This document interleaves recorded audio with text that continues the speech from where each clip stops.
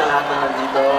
Excited na kami makipagkwentuhan kay Jasmine. Oo, at ibahagi magandang tanghali, hapon sa'yo. Tanghali sa ating lahat, hindi ba? Mas nagising talaga sila nung dumating kayong dalawa sa stage. I'm so happy. Ayan, nabuhay ng dugo natin, di ba? So, kwentuhan na namin kayo. Ikaw ay hindi lang basta-basta professional, but you are a proud professional performer.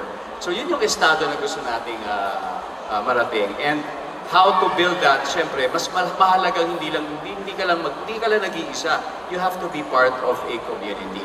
Kailangan may pagkakaisa. Oo, may community ka. At ito na yung community natin, a community of dignified, a community of empowered, proud professional performers.